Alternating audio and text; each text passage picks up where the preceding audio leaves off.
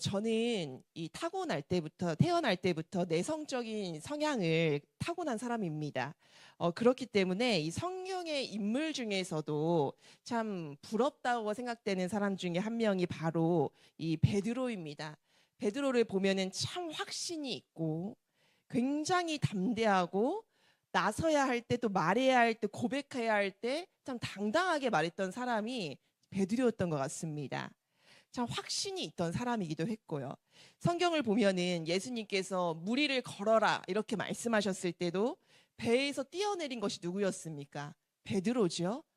그리고 주님은 그리스도시요 살아계신 하나님의 아들이라는 참 이 귀한 고백을 했던 사람도 이 신앙의 고백을 했던 사람도 바로 베드로입니다.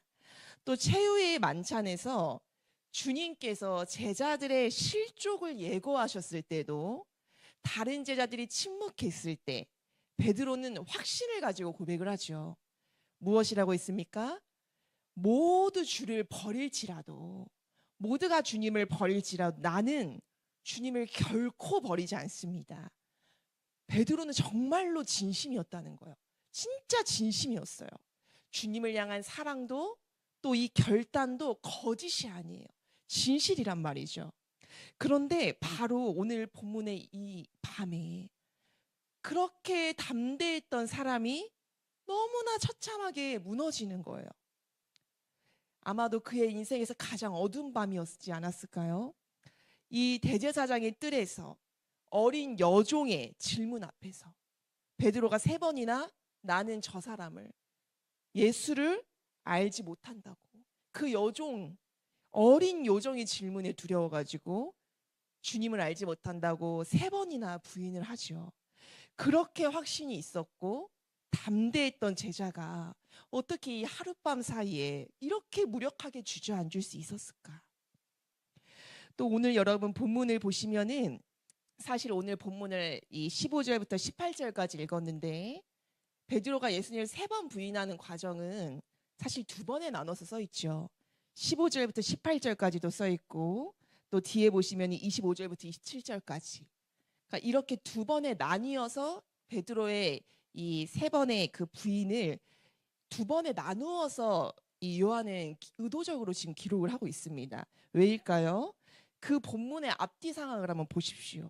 15절 앞에 어떤 게 기록되어 있습니까? 안나스에게 끌려가는 예수님의 이야기가 기록이 되어 있고 또 이 15절부터 18절 뒤에 기록되어 있는 건 무엇이죠? 대제사장에게 신문을 받아요. 자, 그리고 25절부터 27절 베드로가 예수님을 부인하는 2번째 이야기 여기도 앞뒤에 예수님이 신문 받으시고 또 사람들로부터 뺨을 맞으시고 아랫사람부터 뺨을 맞으시고 또 28절을 보면 빌라도 앞에 서시고 십자가형을 선고받는 장면.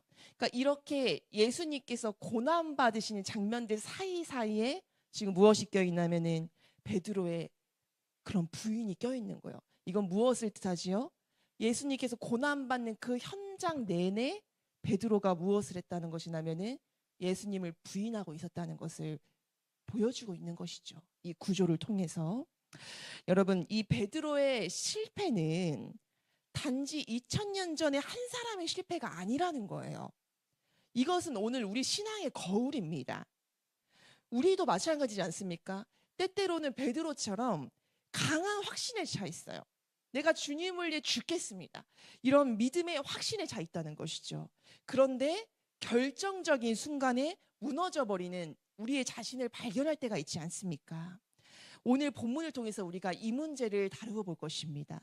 왜 베드로가 이렇게 확신이 있던 베드로가 주님을 향해 죽겠다고 말했던 베드로가 왜 무너졌을까?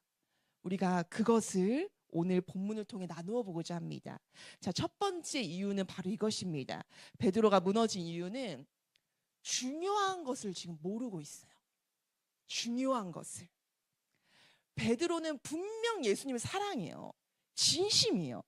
주와 함께 죽을지언정 내가 주님 부인하지 않습니다. 이거 진짜예요. 가식이 아니라는 거예요. 허풍이 아니에요. 진짜 고백이었어요. 그런데 베드로가 중요한 걸 지금 모르고 있는 거예요. 이때는 바로 내 결단과 내가 믿겠다. 내가 주님을 위해 죽겠다. 내 결단, 내 의지가 있으면은 주님을 향한 사랑을 끝까지 지킬 수 있을 것이라고 생각했다는 것이죠. 여러분, 그러나 우리가 주님을 믿는 거, 또 그 믿음을 유지하는 거, 여러분, 결코 우리의 힘만으로 되지 않습니다. 주님이 도와주셔야 돼요. 내가 믿는 것 같은데, 내가 결단하고 내가 믿는 것 같은데 그게 아니라는 거예요. 베드로처럼 결단이 대단한 사람이 어디 있습니까? 베드로처럼 확신 있는 사람이 어디 있을까요? 그러나 내가 아무리 주님을 향한 강한 확신이 있다고 해도, 내 믿음이 강한 것 같다고 해도요, 내 힘으로 안 돼요. 주님이 도와주셔야 돼요.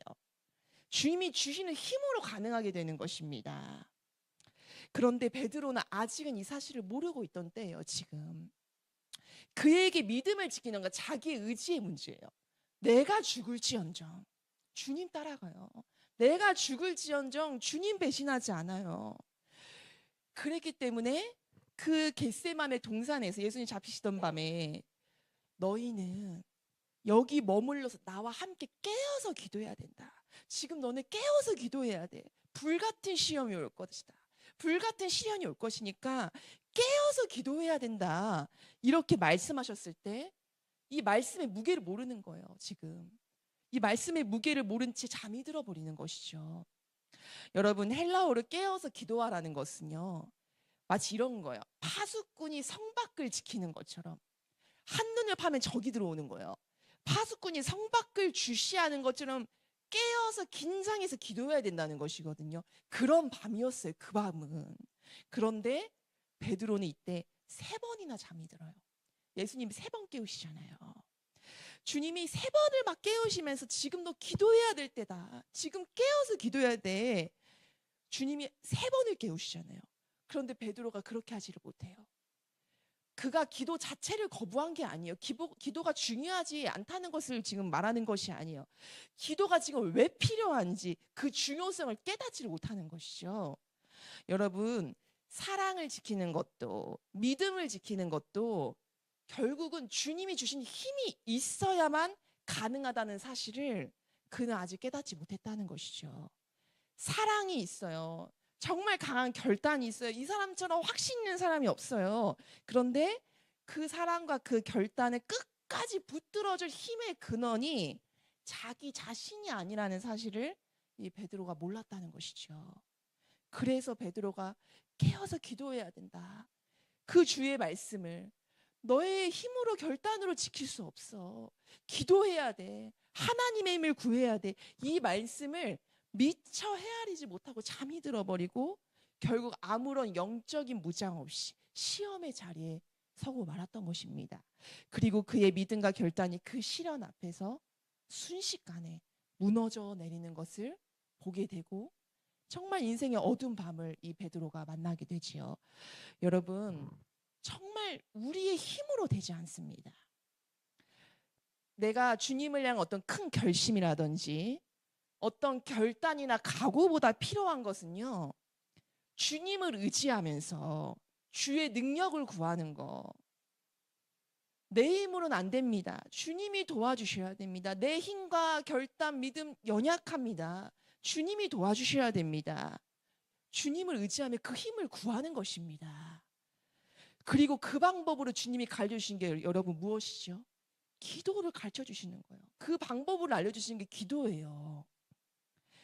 그러나 바쁘다는 이유로, 피곤하다는 이유로 내가 계속해서 이 기도의 자리를 미룬다면 여러분, 이 말씀 앞에서 우리 스스로를 돌봐야 돼요. 우리의 믿음이 강하고 내 결단과 내 힘이 강한다 할지라도 여러분, 베드로보다 강했을까요? 그런데 이런 베드로조차 무너져 내리는 걸 기도하지 않으니까, 결정적인 순간에 기도를 미뤄버리니까. 여러분, 기도하시기를 바랍니다. 주님을 의지하면서 내가 깨어서 기도할 때 여러분, 시련 앞에서 그 믿음을 지켜낼 힘이 하늘에서 부어진다는 것이죠. 여러분, 2번째로 이유를 볼 것입니다. 베드로가 무너진 이유는 무엇이냐면은 거리 때문이에요. 주님과 멀찍이 선 거리가 그를 무너지게 됐어요. 자, 오늘 본문과 같은 사건을 기록한 마태복음 26장 58절을 보면은 베드로가 예수님을 따라가는데, 베드로가 잡히시는 예수님을 따라서 대제사장의 집까지 갔는데 어떻게 따라갔다고 기록이 돼 있냐면은 멀찍이 따라갔다고 표현을 해요. 멀찍이. 그런데 여러분, 이 멀찍이라는 표현은 단순히 물리적 간격을 말하는 게 아니에요. 단순히 몇 미터 떨어져서 걸어갔다 이게 아니에요. 관여하지 않으려는 태도입니다. 이 단어가 뜻하는 것은요, 안전거리를 확보하려는 심리적인 방어 기전, 쉽게 말하면 어정쩡한 태도예요. 그러다 보니까 베드로가 주님을 완전히 떠나지도 못하고, 그렇다고 주님과 함께 온전히 서지도 못하는 거예요. 이 안전거리를 유지하려고 하는 거예요. 지금 멀찍이 서 있다는 표현에 이게 담겨 있어요. 따라가긴 하되 너무 가까이 가지 않는 것, 관심은 있지만 위험은 간수하지 않는 것, 이게 멀찍이라는 한 단어 속에 담긴 베드로의 마음이었다는 것이죠. 그리고 이 어정쩡함이 구체적인 자리로 이어지죠. 그 춥고 어두운 밤, 그래서 사람들이 그 밤에 막 불을 쬐고 있는 거예요. 베드로가 뭐 하고 있지요? 대제사장의 종들과 섞여가지고 불을 쬐고 있어요. 이때 주님은 우리가 아까 살펴본 것처럼 결박당한 채 억울한 재판을 받으시며 아랫 사람들에게 뺨을 맞으시며 베드로 그리고 빌라도에게 억울하게 고난을 받으시고 십자가형을 막 식문 받으시고, 이런 상황 속에서 베드로가 뭐 하고 있냐면은 그 대제사장의 종들 무리에 섞여가지고 몸을 녹이고 있는 거예요. 그 불을 쬐고 있는 거예요. 주님이 고난 받으시고 있는 그 현장이에요. 지금 그날 밤에 주님을 아예 버리진 않았지만 그렇다고 주님의 십자가 곁에 서 있지도 않아요. 안전거리를 확보한 채 결과를 지켜보려고 하는 그 어정쩡한 자리, 거기에 서 있어요. 그런데 여러분, 그가 나를 안전하게 지켜줄 거라고 생각했던 그 거리가 베드로를 지켜줬을까요? 오히려 그 거리가 베드로를 무너뜨리는데요. 보니까 뭐라고 하죠? 여종이 이야기하는 거예요. 너도 그 사람과 함께 있었도다. 내가 봤다. 이야기하는 거예요. 베드로가 뭐라고 하죠? 나 아니다. 나는 그 사람을 알지 못한다고 대답을 하죠. 거리를 둬서 살아남은 게 아니라 거리를 두니까 제자된 자신의 모습을 잃어버렸어요. 거리를 두니까, 안전한 거리를 두니까 제자된 자신의 모습을 잃어버려요. 주님과 나 사이에 벌어진 그 틈은 결코 안전거리가 될 수 없습니다. 그 틈으로 세상의 두려움이 파고들어서 믿음을 통째로 뺏어버려요. 여러분, 그래서 주님께서 신앙을 설명할 때 어떤 표현을 쓰냐면은 밀착을 넘어서 뭐라고 하죠? 주님과 우린 하나라는 표현을 쓰시는 거예요. 하나라는 거예요. 주님과 밀착되었을 때, 하나 되었을 때 우리가 주님 안에서 내가 누구인지를 잃어버리지 않게 되고 우리의 신앙을 지킬 수 있어요. 베드로가 넘어진 거 약해서가 아니에요. 그의 믿음이 약해서가 아니라니까요. 다른 이유가 없어요. 그가 주님과 멀찍이 서 있어요. 멀찍이. 여러분, 우리의 신앙은 지금 어디쯤 서 있습니까?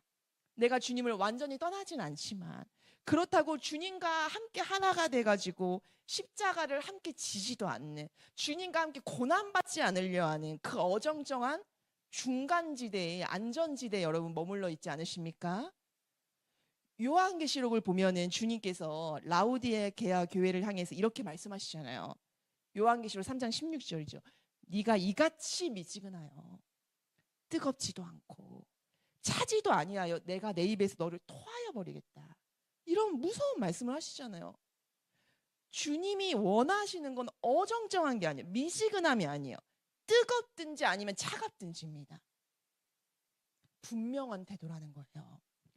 안전거리를 두고 주님과 함께 고난받지 않으려고 하고 내가 불이나 쬐며 믿지 않는 사람들 세상 속에 섞여가지고 그런 관망하는 신앙은 결국 위기의 시간 속에서, 위기의 순간 속에서 나는 주님을 모릅니다.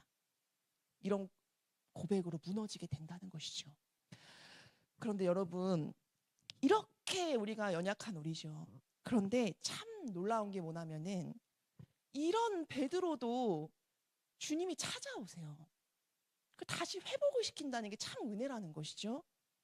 베드로가 오늘 본문에 보면은 세 번째로 나 그 사람 말지 못해요. 나 저 사람과 상관없어요. 막 저주를 하는 거예요. 막 예수님을. 근데 그 순간에 누가복음은 굉장히 놀라운 장면을 기록을 해요. 우리 한번 누가복음 22장 61절 상반절 화면에 보고 같이 한번 읽어볼까요? 주께서 돌이켜 베드로를 보시니, 그 주님이 그 신문 받으시던 그 뜰에서, 그 자리에서 신문 받으시다가 베드로가 세 번째로 주님을 부인하던 그 순간에 몸을 돌려서 베드로를 바라보셨다는 거예요. 정죄하는 눈빛이었을까요? 너 어떻게 그럴 수 있어? 이 눈빛이었을까요? 만약에 주님이 정말 베드로를 정죄하고 너 어떻게 그럴 수가 있냐, 이런 정죄였다면은 베드로는 자기 스스로를 변호하거나 그 자리에서 도망쳤을 거라고 생각이 돼요. 그러나 성경은 주님의 눈빛이 베드로에게 닿은 결과를 이렇게 기록을 하죠. 우리 한번 누가복음 22장 62절 말씀을 같이 읽어보겠습니다. 밖에 나가서 심히 통곡하니라. 이 주님의 시선이 베드로를 무너뜨리지 않고 오히려 어떻게 하죠? 그의 가면을 벗기고 진짜 눈물을 흘리게 하시는 것이죠. 여러분, 이것이 은혜인 줄로 믿습니다. 베드로가 먼저 돌아온 게 아니에요. 주님이 먼저 돌이켜서 그를 보시는 것이죠. 그의 실패가 관계의 끝이 아니라 오히려 주님의 시선이 다시 그를 찾아오는 자리가 됐어요. 그리고 이뿐만이 아니죠. 부활하신 주님은 디베라 호숫가에서 다시 한번 베드로를 찾아오시는 거예요. 주님 부활하신 후에도 나는 주님을 따를 제자가 될 그 자격이 없다고 생각하면서 다시 업으로 돌아갔거든요. 근데 주님이 찾아오시는 거예요. 그의 실패를 추궁하지 않아요. 대신 세 번 물으시잖아요. 네가 나를 사랑하느냐? 네가 나를 사랑하느냐? 네가 나를 사랑하느냐? 베드로가 세 번 부인했었잖아요. 근데 예수님이 이렇게 물어보심으로써 베드로는 그 예수님을 세 번 부인했던 상처에 대신 무엇을 채워놓고 있냐면은 제가 주님을 사랑합니다. 제가 주님을 사랑합니다. 제가 주님을 사랑합니다. 그 주님을 부인했던 그 상처 가운데 주님은 아니야, 내가 그래도 주님을 사랑한다, 이 고백을 새겨놓고 다시 그를 회복시키는 것을 우리가 성경을 통해 그 예수님을 만나게 된다는 것이죠. 여러분, 베드로는 자기 힘을 의지하다 무너져요. 그러나 다시 찾아오시고 그를 회복시키는 예수님을 통해서 베드로가 알게 되는 거예요. 아, 내 믿음조차 내가 지키는 게 아니구나. 내 믿음을 붙드시는 것은 주님이시구나. 내가 할 수 있는 것은 주님을 사랑하는 것이구나. 믿음은 자기의 결단으로 완성되는 것이 아니라 그럼에도 불구하고 나를 찾아오시는 주님, 그리고 그 주님을 향한 사랑으로 지켜지는 것인 줄로 믿습니다. 베드로는 자기 힘을 믿기 때문에 기도하지 못했고 안전거리를 두었기 때문에 어정쩡한 자리에서 주님을 부인했습니다. 그러나 오늘 우리가 성경을 본 것처럼 그의 이야기가 부인으로 끝나지 않아요. 실패로 끝나지 않아요. 무너진 그를 항상 주님이 찾아오신다는 거. 오늘날도 마찬가지예요. 우리도 때때로 살아가면서 무너져요. 내 힘과 믿음이 연약하기 때문에. 그러나 그때마다 주님 우리를 돌이켜 봐주시고 다시금 우리가 주님의 사람으로 살아갈 수 있도록 우리 안에 주님의 사랑을 깨닫게 하시고 우리를 다시 세워주시는 분임을 잊지 않으셨으면 좋겠습니다. 여러분, 주님은 이런 말씀하셨어요. 나는 포도나무고 너희는 가지라는 거예요.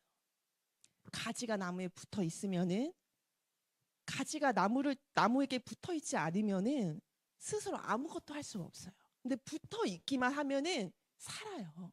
열매를 맺어요. 하나님이 어떻게든 그렇게 하신다는 거예요.